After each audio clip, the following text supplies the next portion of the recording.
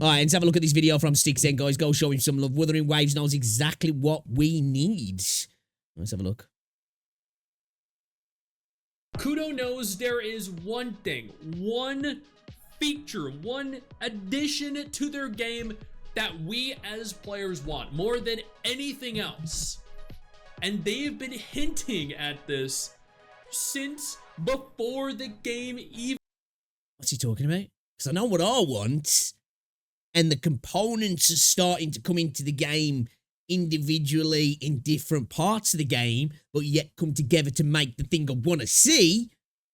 And I don't think he's talking about that, which makes me sad. Even released. Now, if this is your first time here, consider subscribing to the channel, hitting the little bell notification. That way you remain up to date with every single thing that I post, and I post daily.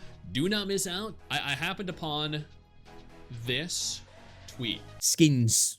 Skins, definitely, yeah. I'm here for skins. I think skins are going to be coming to the game. It makes sense. They're in PGR. They're quite a big part of it. We've had rumors in the rumor mill from leaks that potentially Jinsei and Sanhua are going to be the first two skins coming to the game, with Jinsei being a premium skin and Sanhua being a free skin. But obviously still nothing's been confirmed. Nothing's even really been leaked.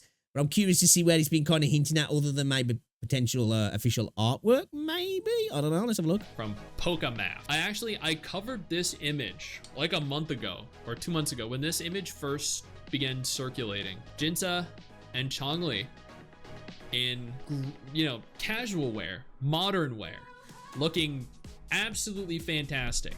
And this sparked a lot of rumors. See, like, for me, though, you know, these sort of skins, not interested. I'm not interested in these sort of skins. Let me move my camera out the way as well so you guys can see Stix's beautiful face. I'm not interested in these sort of skins for me, personally.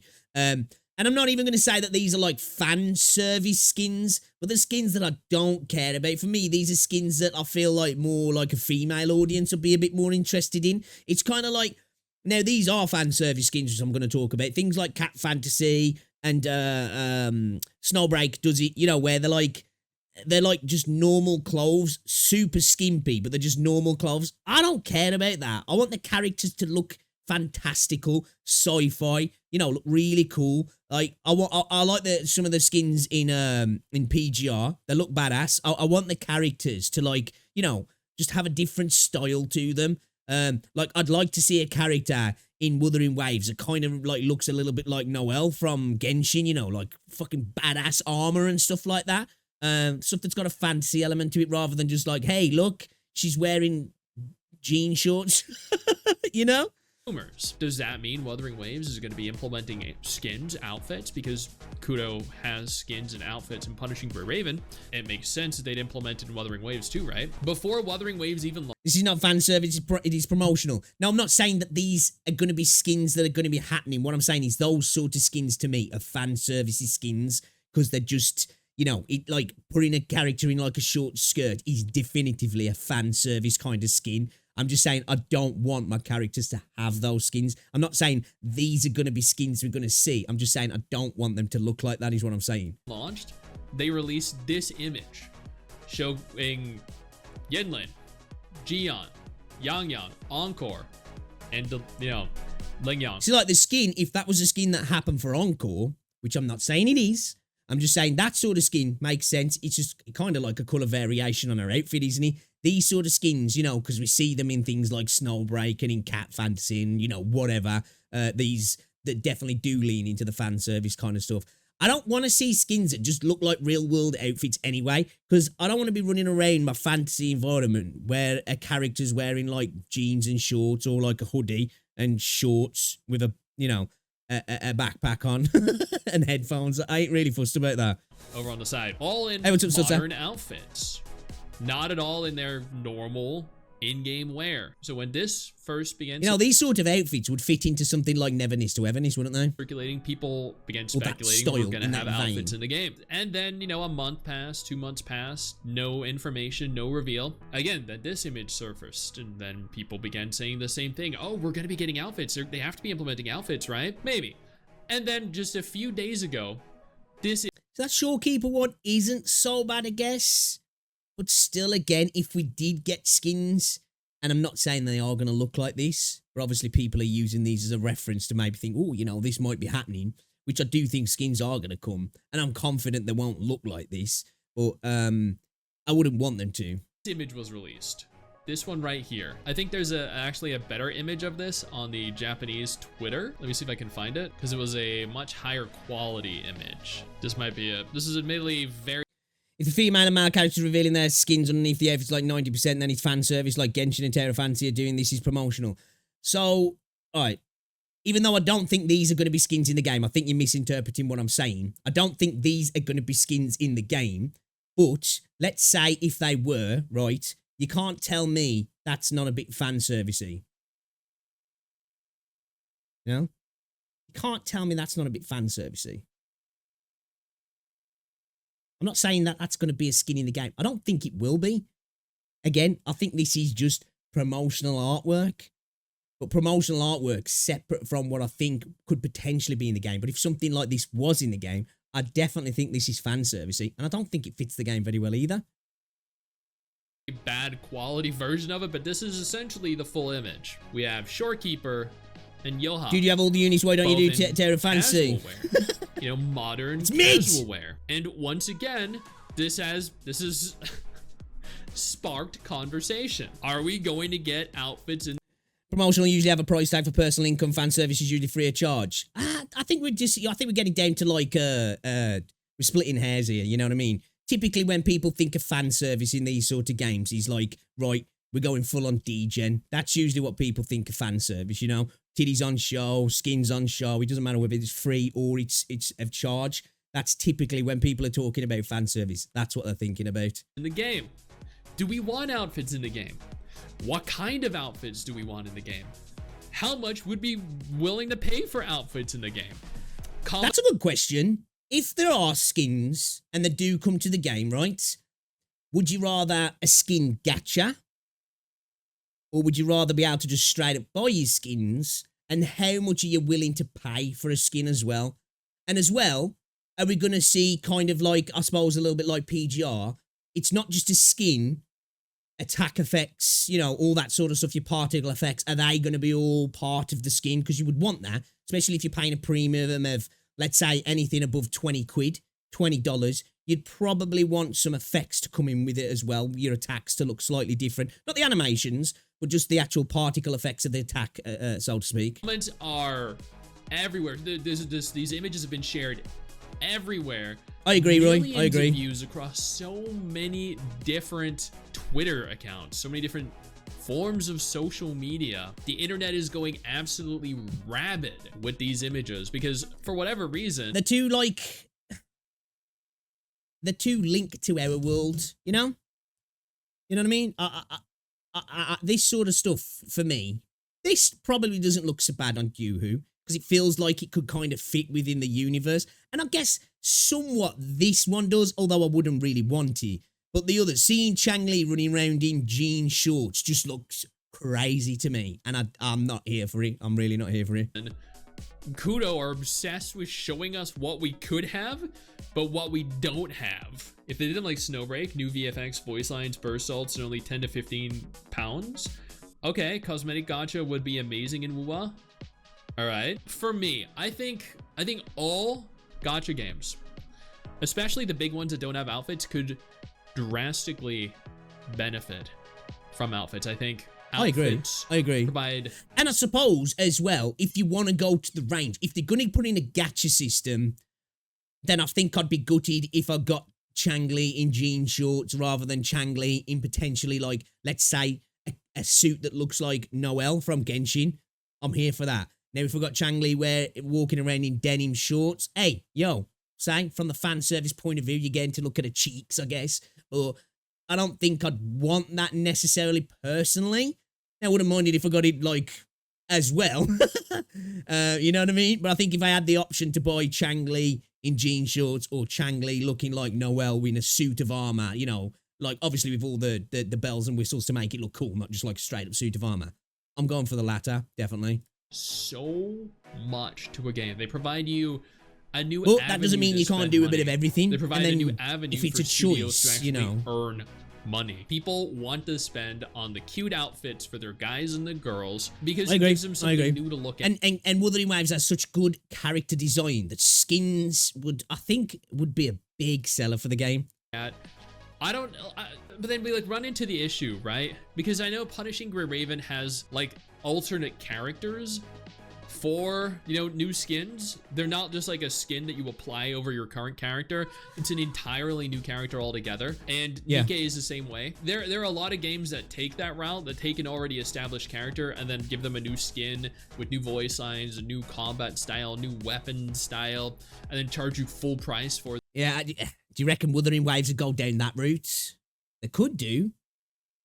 You know, if you got like a whole like differing move set. Not obviously the moves still do the same. Well, I don't know, maybe even do different abilities. I don't think they go down that route because that would just complicate things. And I think that would stop a burgeoning roster because new characters that would potentially have this kit now, the character with the new skin has the kit where it's just the attack animations are different and all that sort of stuff potentially, I guess. But then I think you're getting into probably proper premium for those where you could be seeing at 40, 50, 60 quid for a skin when I don't really want to be paying that much. If you can give me a cool skin with some new attack effects, I'll pay 20 quid. I'll pay 20 quid. For them again and have you roll for them again, so it could take like 100, 200 pulls and cost you hundreds of dollars or lots of premium currency. So I don't know exactly how they'd go about doing that. I think having the option to just buy the skin would be preferable to me, but at the same time, like, I know how much they'd make off of like re-releasing characters with alternate versions. The Genshin Traveler needs a new look. Look at Arknights. Yeah, I think Arknights handles it pretty well, honestly. You guys are familiar with have a cosmetic gacha like Azure Lane. I hope so. I hope so. Yeah, 100%. I really think that Azure... Do you remember before when we were reacting to one of the leak videos and they spoke about the potential gacha changes that were coming? And, you know, there was people saying that, well, maybe it's just, you know, the reruns or potential double banners, you know, new character coming with an old banner as well. So, you know, 2 banners at the same time. And I was saying, well, what if it's, you know, skin gachas, you know, cosmetic gacha coming to the game potentially?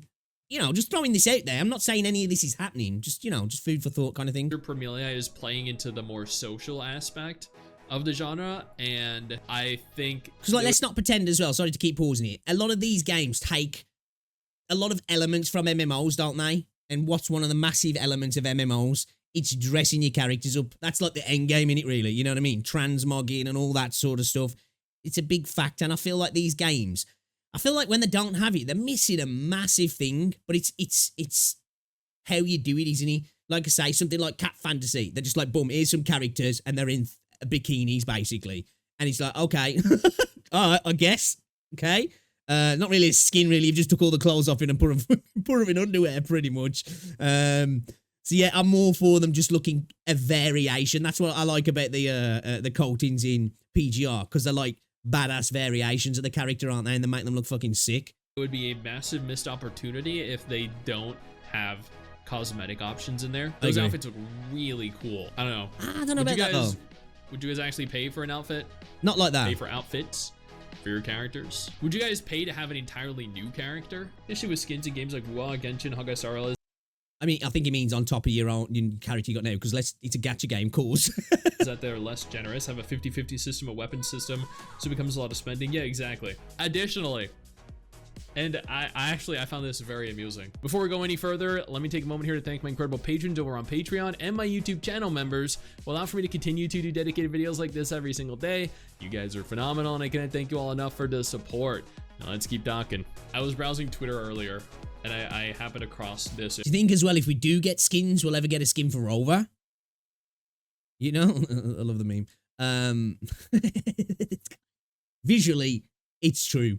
I'm here. I'm here for that. We don't know about Kit yet, but you know, obviously the main character typically has to be a little bit more, you know, conservative in the design in a sense, don't they? Because obviously you don't want them to overshadow all your fancy new premium characters that are coming out. But could we potentially get a skin for Rover? I'll be down for that. Image. I don't know how many of you can relate to this, but like for me personally, Shorekeeper is Shorekeeper is a definite like 10 out of 10. I think Shorekeeper is a very attractive character, very like. Yeah, but Camellia just clears her, in my opinion anyway. Clears her. And I think partially it's down to that freaking cutscene, bro. You know? I think that just like, it's just put his brainworm in me. You know what I mean? And it's just, that cutscene just makes it so she clears like so many characters in the game. If not all of them, maybe. Very attractive aesthetically. Camellia is too, but I don't know. Like, I don't know if necessarily, like, for me, and I think for even Mrs. Sticks, for us, it would be more like one arm around both and pulling both because we want both, right? I don't think, I don't possess the ability to pick and choose. I need both. I might not necessarily use both. I might not even use either, but I need both in my game and I'm willing to spend for it. But I saw that image. I was like, I need to, okay, you know what? Actually, I need to read some of these comments. See if I'm the only one that feels that way. Okay, it's the opposite. The only way I would buy skins if the skins count as merges towards the unit I'm buying the skin for. What do you mean? As in like it becomes like a C1? What do you mean? I'm not too sure what you mean there. Let me know. It should be Camellia taking Shorekeeper's position. Do the same with Camellia position. So they think that you should replace Shorekeeper with Camellia. Okay, both is also an option. Yes, that's me. This would be a difficult choice for me to choose. Also true. Just enjoying time together, silly Camellia. Yeah. You know, if you're putting down the cash, it's a fair point. It's a fair point. I think that's something that could definitely be argued, for sure. Our hands. I suppose from their point of view, that it could only count as one, so you couldn't keep buying the skin over and over again, because then that would make them lose even more money, because people wouldn't have to roll then, would they, in terms of like losing 50-50s to get a character C6, like. But yeah, I'd be cool with that. I think that'd be a good system. It'd work for them. It'd work for us. Guaranteed way to get a C1 without having to roll again. Yeah, I kind of like that system, actually. Literally me. This actually needs more likes. For real, this is a great image. I think this actually, not even for just Wuthering Waves, but this pretty much sums up gacha games as a whole. And tell me if you guys feel the same way. On the right, we have the most recent banner character. In this instance, it's Shorekeeper. On the left, we have the upcoming banner character. In this instance, it's Camellia, right? Using Zenless as an example, you know, on the right would be Jane Doe, on the left would be Caesar. I think this is just gacha games right now. You roll for the character that looks incredible, and then immediately you're presented with another character that looks just as incredible. That's the name of the game, innit? You know what I mean? At the end of the day, that's the name of the game. It's FOMO. You know, it's giving you a nice little shiny thing, and then being like, hey, you got that shiny thing. What about this shiny thing? It's maybe a little bit shinier. And after you've got this, well, guess what we've got waiting for you? Incredible. So you're immediately like, okay, just get both. I'm gonna get both, and then I'm gonna be broke. It costs like $600. Yeah, so I'm gonna do a subathon for 1.3. I'm not sure what that entails, but I might do a subathon, raise $600, get both Shorekeeper and Camellia, and then do a video on how it took me $600 to obtain them, showing all of my failed polls, so everyone that actually did obtain them can feel better about themselves, and then can gloat how they obtained the characters that I wanted in their first 10 poll. Haha. Hey you, where do you think you're going? Don't you close out of it's true. I like to do it with Changli, to be fair, as well. But yeah, great video that was. These are the sort of videos I like, just like shooting the shit, shooting the breeze, thinking about the potential of things that could happen, coming up with cool ideas. I really like that idea that you come up with, Chase. The idea that you can, a new skin can be bought. It has some purpose. It gives you a C1 for the character. In the way I think it should work is then you can't buy it again to C2, C3, you know, obviously, because then Kuro were going to be like, dude, we're losing all the gacha revenue now, you know? But yeah, it'd give a skin, and it'd give it purpose, and it'd allow people who might want to C1 a character, can C1 a character, don't have to rely on a banner that's up and coming because it's just in the store, and they're guaranteeing C1 in a character as well. There's arguments that could be made from the marketing side of things. Would that reduce potential money being spent in other banners? but I don't think it would. I think it'd just create new money that wasn't going to be spent anyway, that will be spent. And it's like people will be a lot more likely to spend it because they're guaranteeing it. You know, there's no gambling, there's no failure to it kind of thing. I like that. I do. I like that, actually. But yeah, great video. Wuthering Waves knows exactly what we need. I agree. I was starting to think more along the lines of dungeons, but I ain't going to talk about that because I talk too much about dungeons and I'm going to shut up now. But yeah, great video. Yeah, I'm here for skins, man, but I ain't here for skins, you know, like that, if I'm honest. And it ain't even about skimpy skins. You know, I don't want to run around as Jinsei in high heels and some denim jeans and a blouse. Like, what the fuck do I want to do that for, man? I'm the leader of a fantasy kingdom, you know? I don't want to look like Sandra from down the pub. Like, what do I want to do that for? You know?